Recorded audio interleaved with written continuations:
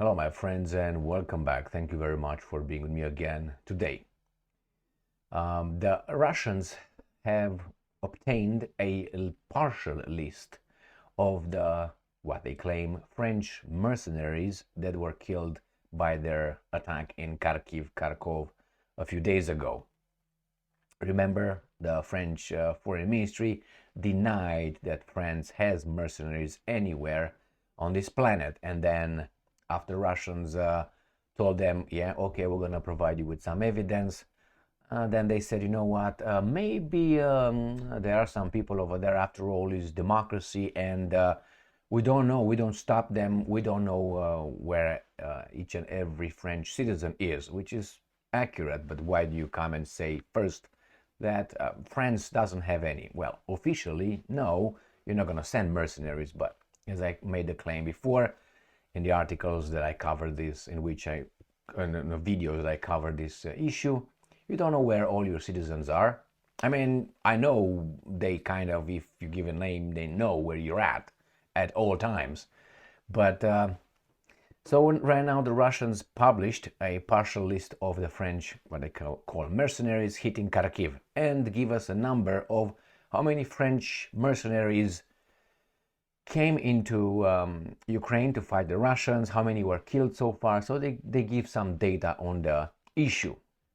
I have no doubt that there are French people, citizens, who went to Ukraine to fight for Ukraine for various reasons, and French citizens of a certain kind of origin, or simply French by French.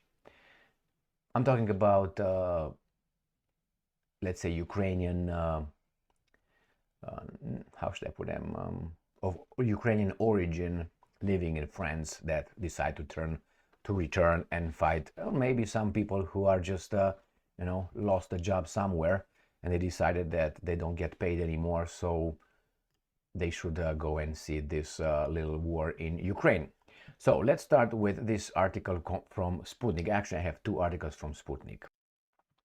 So this is from 4 hours ago, and it's from Sputnik. Says Sputnik obtains list of French Mercs present in Kharkov during Russian strike. The Russian Defense Ministry reported last week that a strike on a building in the northeastern Ukrainian city the night before killed 60 mercenaries, most of them of French origin, and they claim they wounded 20. A partial list of the French mercenaries who were in Kharkov during the Russian attack on their location was provided to Sputnik by French volunteers from the SOS Donbass organization, who communicate with compatriots situated on the territories controlled by the Kiev regime. So there's 13, a list of 13 French mercenaries.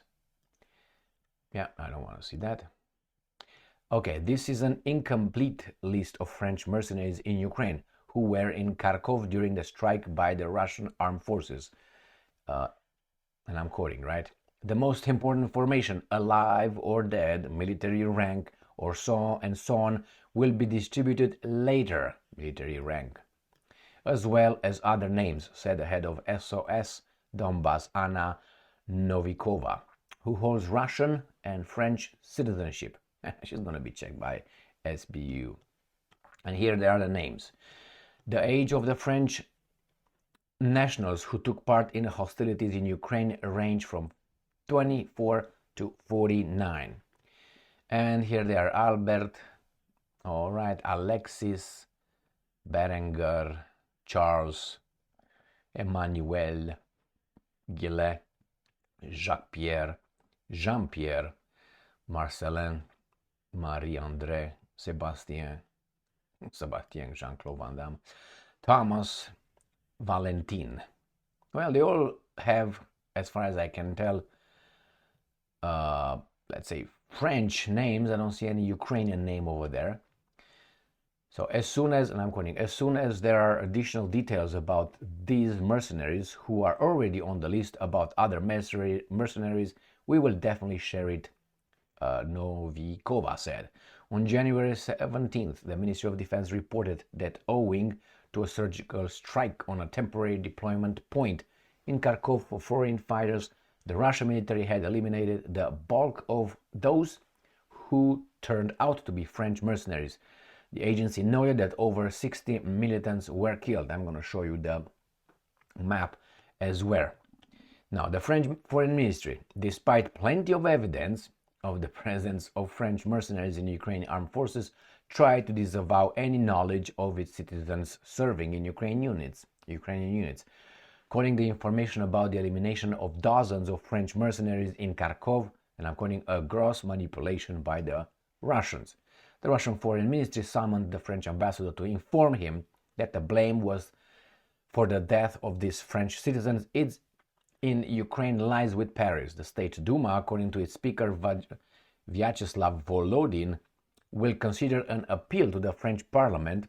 That's zero. Look how Macron bypassed it with the pension reform. At its next meeting to find out whether French legislators are aware that someone violating the norms of the Republic's law prohibiting mercenaries is sending militants to Ukraine. So that's the first one. I'm going to go to the next article about the number of French mercenaries who were in. Right here I can go to, actually I'm going to go straight to it. So this is Sputnik. It's being still updated, even though it's 9 minutes ago. Updated 8 minutes ago. Over 300 French mercenaries arrived in Ukraine since start of the Russian special military operation, source said. So let's try to see. I'm going to go here and try to get not try, I will succeed obviously, to get the map to show you where Kharkiv is. Kharkov is right here in this area. This is the city of Kharkov across from Belgorod. This is where these guys are bombarding the city, and the Russians call it war crimes, obviously. So here is Belgorod, this is Kharkov, Kharkiv. So here is, for instance, where Gonzalo Lira used to live, in this area. So this is Kupiansk here, where the Russians are advancing, and it's in the east part of Ukraine. So let's go back to the article. All right. As of January, a total of 50 French mercenaries remain in the military operation zone, a source told Sputnik. Approximately 130 French mercenaries were killed in the conflict in Ukraine, the source told Sputnik, out of 300. So during this is what the list was. And they updated in the meantime the article right here. And I'm quoting, some of them served in the 2nd Parachute Regiment of the Foreign Legion of the 11th Airborne Brigade of the French Armed Forces. And of course, I expected that. In the town of Calvi, on island of Corsica, it said. During the fighting, about 130 people were killed. Up to 170 people left Ukrainian territory as of January of this year. There were 50 militants from France in the Northern Military District Zone. The source indicated that, and I'm quoting, foreign mercenaries are part of the International Legion of Defense of Ukraine. Now remember, this is according to the Russians and telling us about a source. You know, be skeptical about it. The Russian Defense Ministry said last week that the strike of building Papupup 6 mercenaries, most of them were killed from all French origin. With this, French Defense Minister Sébastien Lecornu argued that the government could not stop the French from fighting in Ukraine because they were not part of the national armed forces. He also accused Russia of overstating the role of French citizens in the conflict. Well, it is true, you can't possibly know where everybody is unless you get some information. Let's say they look for, I don't know, Gigi. They're going to find Gigi.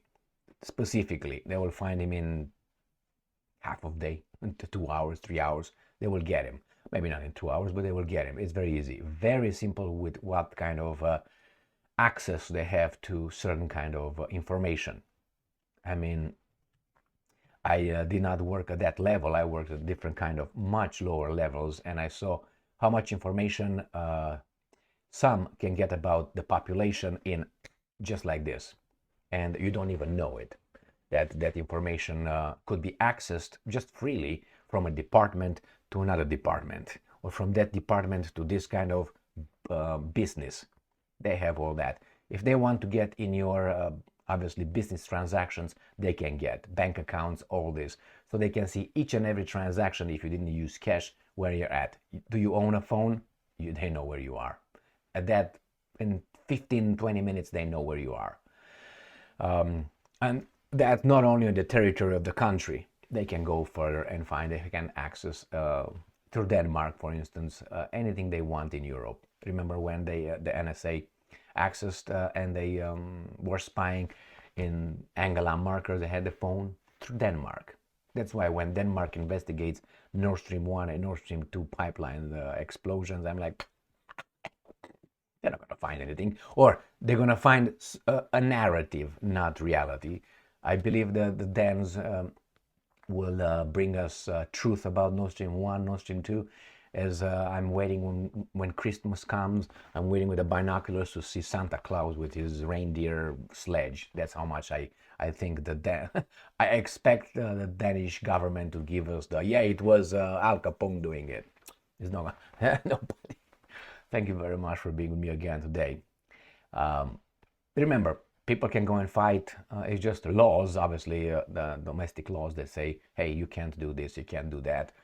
But they will close an eye or two for this kind of situations. But mercenaries, yeah, 100% they're over there. And many countries.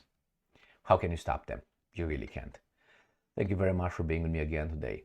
Stay strong, stay smart, look for the truth, and be just.